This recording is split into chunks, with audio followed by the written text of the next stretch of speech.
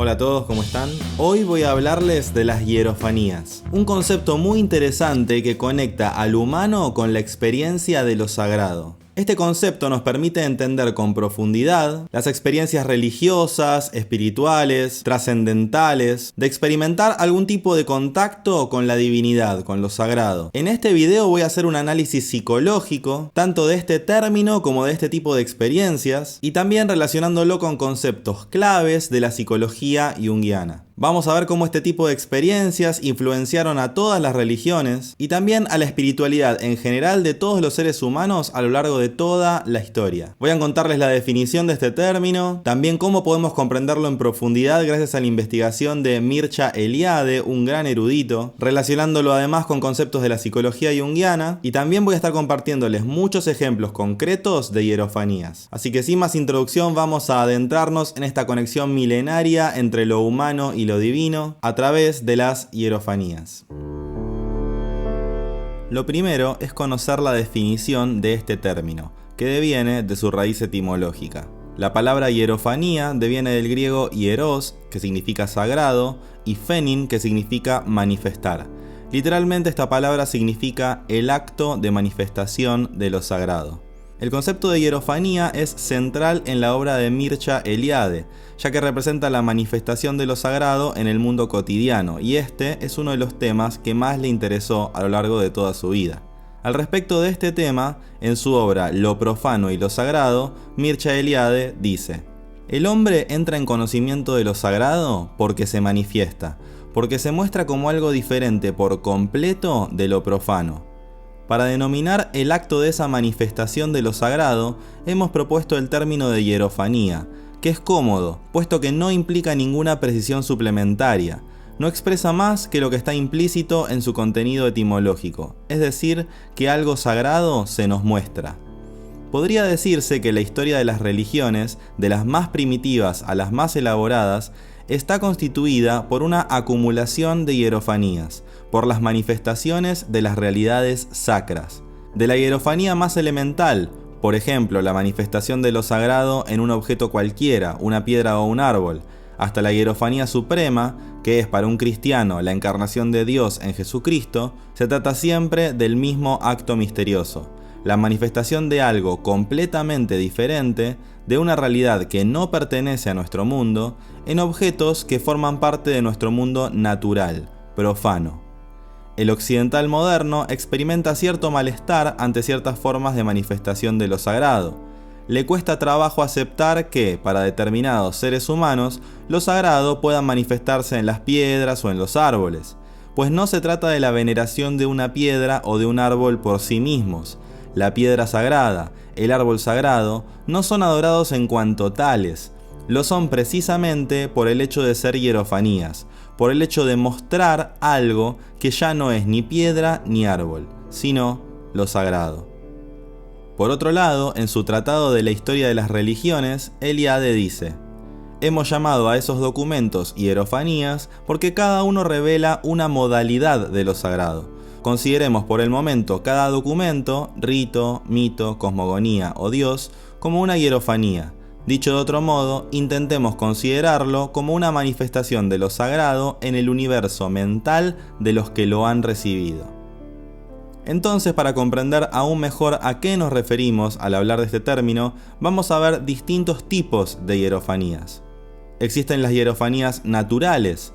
Estas son manifestaciones de lo sagrado en elementos de la naturaleza. Eliade argumenta que muchas culturas arcaicas y tradicionales perciben ciertos fenómenos naturales como sagrados debido a su conexión con fuerzas divinas o misteriosas. Por ejemplo, árboles y bosques, el árbol cósmico o árbol de la vida, que conecta el cielo, la tierra y el inframundo, es un ejemplo recurrente. Las montañas, consideradas ejes del mundo, el axis mundi, donde lo divino y lo humano se encuentran, como el monte Olimpo o el monte Sinaí. Aguas, por ejemplo ríos, lagos o el océano, como símbolos de purificación y regeneración, como es el caso del río Ganges en la India. También puede ser el cielo, representación de lo infinito, la trascendencia y además la morada de los dioses. También están las hierofanías artefactuales o culturales. Lo sagrado también puede manifestarse a través de objetos creados por el ser humano que adquieren un significado religioso o espiritual, como por ejemplo los templos y lugares sagrados. Edificaciones como pirámides, iglesias o altares se construyen como puntos de contacto entre lo terrenal y lo divino. Las estatuas y los tótems, ídolos que representan deidades o fuerzas espirituales específicas. También instrumentos rituales, como cálices, espadas ceremoniales o tambores chamánicos, que se consideran cargados de poder sagrado.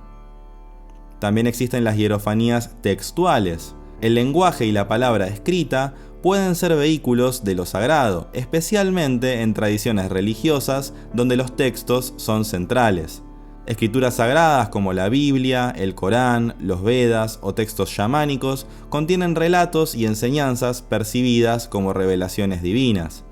También están los códigos simbólicos, palabras, signos o glifos que representan ideas místicas. También podemos encontrar hierofanías en seres humanos. En ciertas tradiciones, individuos específicos son considerados portadores o manifestaciones de lo sagrado. Chamanes y sacerdotes, por ejemplo. Ellos actúan como intermediarios entre lo divino y lo humano. También están los fundadores religiosos. Figuras como Jesús, Buda o Mahoma son vistas como encarnaciones de lo sagrado. También están los santos y los héroes. En las tradiciones cristianas o mitológicas, los santos y los héroes representan un vínculo con lo trascendental. También están las hierofanías cósmicas. El cosmos en su totalidad es percibido como una expresión de lo sagrado. Muchas veces se ve el universo como templo. Algunas culturas entienden el mundo como un reflejo de un orden divino o cósmico. También respecto de los ciclos naturales. Los ciclos del sol, la luna y las estaciones son vistos como actos rituales, manifestaciones de lo sagrado en muchas culturas. También están las hierofanías míticas. Los mitos son narrativas que describen la irrupción de lo sagrado en el tiempo primordial. Estas hierofanías están ligadas a relatos fundacionales que explican el origen del mundo, también las normas sociales o los rituales. Hay relatos de creación, historias sobre cómo los dioses crearon el mundo. Y también hay mitologías heroicas, historias sobre seres humanos que acceden a lo divino mediante sus hazañas. También existen las hierofanías temporales. Lo sagrado también se manifiesta en ciertos momentos del tiempo, especialmente en festividades o rituales, festividades religiosas, tiempos específicos donde lo divino se actualiza en el mundo humano, como por ejemplo la Navidad o el Año Nuevo. También están los ritos de pasaje, momentos clave como nacimientos, matrimonios o muertes que conectan al individuo con lo sagrado. También están las hierofanías en lo ordinario. Mircea Eliade también destacó que lo sagrado puede manifestarse en lo más cotidiano, para aquellos con la capacidad de percibirlo. Esto puede experimentarse en gestos simples como encender una vela o realizar una oración, o también en objetos comunes que adquieren un valor simbólico por su asociación con rituales o mitos. Mircea Eliade entendía las hierofanías como un concepto amplio que abarcaba la relación entre lo sagrado y lo profano en todas sus expresiones. Para él, cualquier cosa en el mundo podía convertirse en una hierofanía si se percibía como tal dentro de un contexto espiritual o religioso. Por otro lado, la experiencia de la hierofanía, según Mircea Eliade, y el proceso de individuación descrito por Carl Jung, tienen un terreno común en su exploración de lo trascendente y la conexión con los aspectos profundos del psiquismo humano. Ambos conceptos, aunque surgen de perspectivas diferentes, lo religioso y lo psicológico, comparten puntos de convergencia que los hacen complementarios. Por ejemplo, la hierofanía, como manifestación de lo sagrado en lo cotidiano, implica un encuentro con lo luminoso, término utilizado tanto por Rudolf Otto como por Jung para describir lo totalmente otro, lo que inspira asombro y reverencia. Para Jung, este encuentro puede ser un evento decisivo en el proceso de individuación, porque confronta al individuo con aspectos más profundos y desconocidos de su propio psiquismo, es decir, aspectos inconscientes. En términos junguianos, lo luminoso puede entenderse como una proyección del sí mismo, el núcleo organizador de la personalidad. Una hierofanía, al confrontar al individuo con lo trascendente, lo invita a integrar lo sagrado, lo inconsciente, en su vida psíquica. Eliade también menciona que las hierofanías son percibidas a través de símbolos que representan lo sagrado.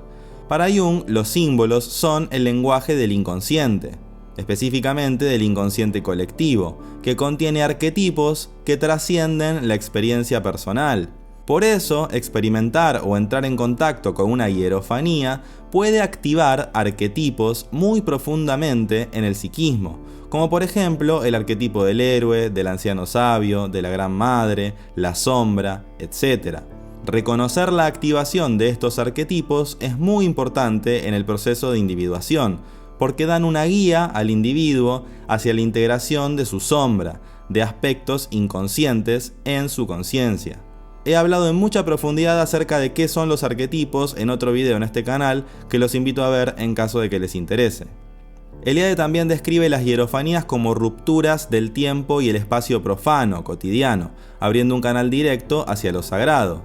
En ese sentido, en el proceso de individuación, los momentos de ruptura y crisis tienen un papel crucial, ya que obligan al individuo a reconfigurar su percepción de la realidad. Jung ve estas crisis transformadoras como oportunidades para que el individuo se enfrente a lo inconsciente y acceda a una mayor integración psíquica. La experiencia hierofánica puede representar una especie de epifanía en este proceso, al catalizar una nueva comprensión de uno mismo y del mundo que nos rodea. Para Eliade, muchas hierofanías representan un axis mundi, un centro que conecta con los niveles celestial, terrenal y subterráneo. Este centro tiene un paralelo directo con el concepto junguiano del sí mismo, que actúa como el eje central del psiquismo. A nivel visual, Jung explica que la simbología del mandala representa perfectamente al sí mismo y todo el mundo que lo rodea. En la experiencia de la hierofanía, el individuo puede sentirse conectado con un orden cósmico más grande, puede sentirse reconectado con su centro más profundo. Esto refleja el objetivo principal de la individuación: integrar la personalidad en torno al sí mismo como centro unificador, lo cual también puede expresarse como ser uno mismo. Para Jung, los rituales y símbolos sagrados, también descritos como hierofanías por Eliade, son formas de conectar con el inconsciente. Al igual que los mitos o los sueños, las hierofanías permiten que los contenidos inconscientes emerjan y se integren en la conciencia. La individuación requiere la integración de opuestos, luz y sombra, consciente e inconsciente. Las hierofanías, al estar cargadas de polaridades, como lo profano y lo sagrado, reflejan este proceso de reconciliación psíquica, proceso que además fue estudiado muy profundamente en la alquimia, en términos de las llamadas bodas químicas o bodas alquímicas, que también implican la integración de los opuestos. Eliade reconoce que las hierofanías no solo ocurren en contextos religiosos institucionalizados, sino también en experiencias personales profundamente transformadoras. Esto resuena con la idea de Jung de que cada individuo tiene un camino único hacia la individuación, muchas veces marcado por experiencias trascendentes. Una hierofanía personal, como un sueño simbólico, una visión, un evento aparentemente sincrónico, o una experiencia espiritual muy profunda, puede actuar como un punto de inflexión en el viaje de individuación. Jung consideraba estas experiencias cruciales para reconectarse con lo sagrado dentro de uno mismo. Eliade argumenta que los mitos son expresiones colectivas de lo sagrado, pero Jung añade que cada individuo tiene un mito personal, una narrativa que da sentido a su vida. Las hierofanías personales pueden activar y dar forma a este mito personal, proporcionando un significado profundo que guía a cada uno en el proceso de individuación. Jung también trabajó y desarrolló muy profundamente el concepto de sincronicidad, para describir eventos aparentemente acausales que tienen un significado simbólico profundo. Una hierofanía puede percibirse como un evento sincrónico, algo ordinario que adquiere un sentido extraordinario, revelando un orden mayor. En resumen, la experiencia de la hierofanía puede entenderse como un catalizador espiritual y psicológico que impulsa al individuo hacia una mayor integración y autocomprensión, objetivos centrales del proceso de individuación. Mientras Eliade enfatiza la dimensión sagrada de estas experiencias, Jung las coloca en el marco del desarrollo psicológico, conectándolas con los arquetipos, el sí mismo y la integración en el psiquismo. Estos son algunos ejemplos concretos de hierofanías. Primero, algunos lugares y objetos, luego algunas experiencias de diferentes personajes históricos. Primero, el árbol Bodhi. Según la tradición budista, el árbol Bodhi en Bodh Gaya, India, es donde Siddhartha Gautama alcanzó la iluminación y se convirtió en Buda. Este árbol representa la conexión entre lo humano y lo divino. Es un símbolo del despertar espiritual, de la trascendencia del sufrimiento y de la llegada de la verdad última. Los peregrinos meditan bajo sus ramas y ofrendan flores como acto de devoción, transformándolo en un eje sagrado, un axis mundi. También podemos mencionar al Monte Olimpo. En la mitología griega, el Monte Olimpo era la morada de los dioses olímpicos, encabezados por Zeus.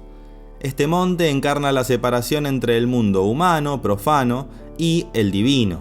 Su inaccesibilidad reforzaba la idea de que era un lugar exclusivamente sagrado.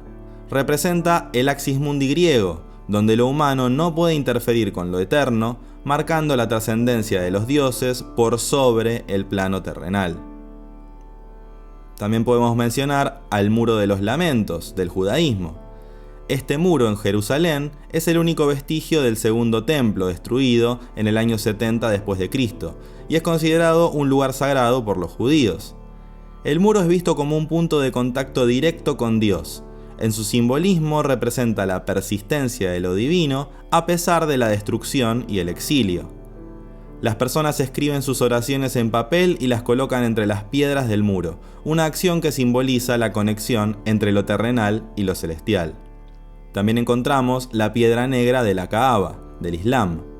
Ubicada en la Kaaba, en la Meca, esta piedra es central en la peregrinación. Según la tradición islámica, fue colocada por Abraham e Ismael como parte de la reconstrucción de la Kaaba. La piedra representa la presencia de lo divino en el mundo físico. Es venerada como un objeto sagrado que conecta al creyente con Dios. Los peregrinos intentan tocar o besar la piedra como acto de devoción y purificación espiritual. Por otro lado, en Latinoamérica podemos encontrar a Machu Picchu. Esta es una ciudadela construida en el siglo XV que es considerada un centro espiritual y político. Los incas percibían las montañas como entidades sagradas, los apus, y Machu Picchu, al estar rodeado por estos picos de montañas, era un espacio donde lo humano y lo divino convergían. Las estructuras fueron construidas para estar alineadas astronómicamente, lo cual facilitaba observar fenómenos como el solsticio, reforzando su sacralidad y también su conexión entre lo humano y lo divino. También encontramos en Inglaterra los megalitos de Stonehenge. Hay muchas interpretaciones acerca de este sitio, pero muchas veces se lo menciona como un lugar de culto astronómico y también como un lugar donde se realizaban rituales funerarios. Las piedras, dispuestas de manera precisa, se alinean con fenómenos solares y lunares, lo cual sugiere una conexión entre los ciclos celestiales, lo sagrado y lo humano. Se cree que las ceremonias realizadas aquí buscaban antiguamente armonizar lo humano con el cosmos, y al día de hoy muchos cultos celtas siguen acercándose en fechas puntuales para realizar sus ritos allí. También encontramos al río Ganges. En la tradición hindú, el Ganges es considerado un río sagrado, encarnación de la diosa Gansha.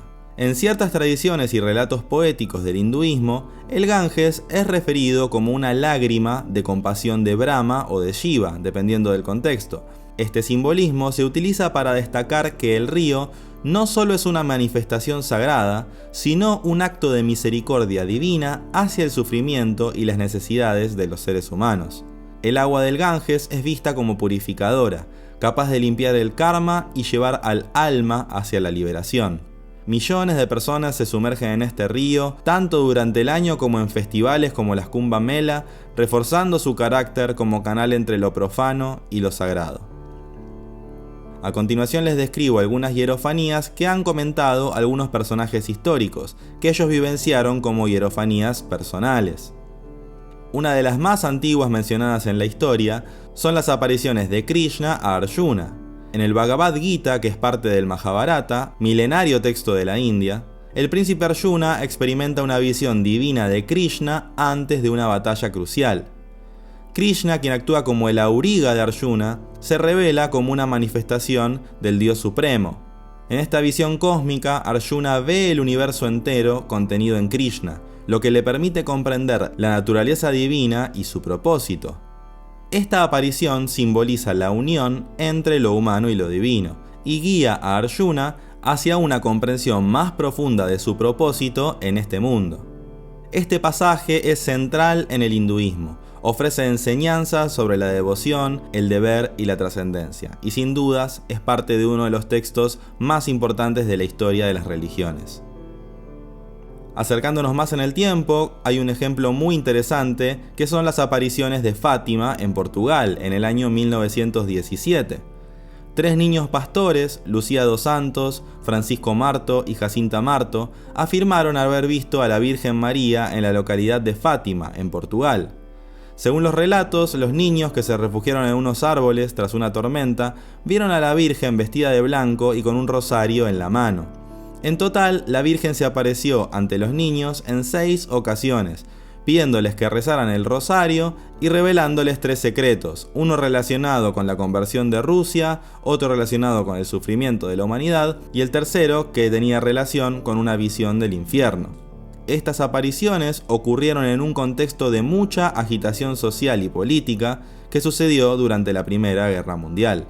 A partir de estas apariciones, sucedió lo que se conoció como el Milagro del Sol o Milagro de Fátima, ocurrido el 13 de octubre de 1917, cuando mucha gente se reunió cerca de la localidad portuguesa de Fátima en respuesta a una profecía mencionada por los 3 niños. La profecía predecía que la Virgen María aparecería y realizaría milagros en la fecha señalada. Un gran número de personas que estuvieron ahí dijeron haber presenciado actividades solares extraordinarias, como ver al sol danzar o moverse, emitir luz multicolor y colores radiantes.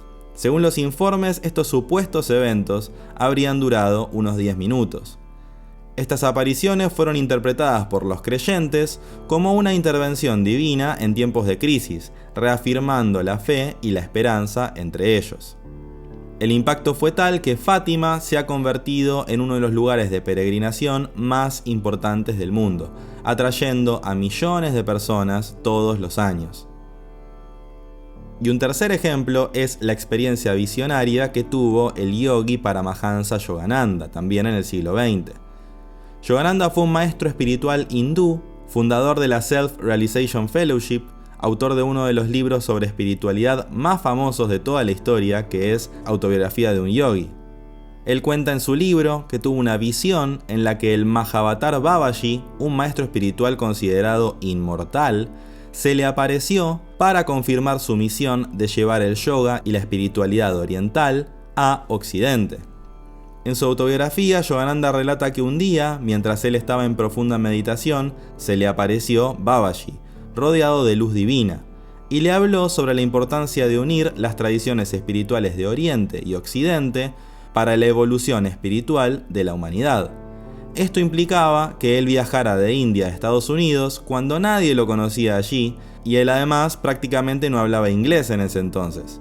Él siguió el propósito que Babaji le señaló y se convirtió en el mayor representante del yoga y la meditación en Occidente, cuyo legado sigue hasta hoy.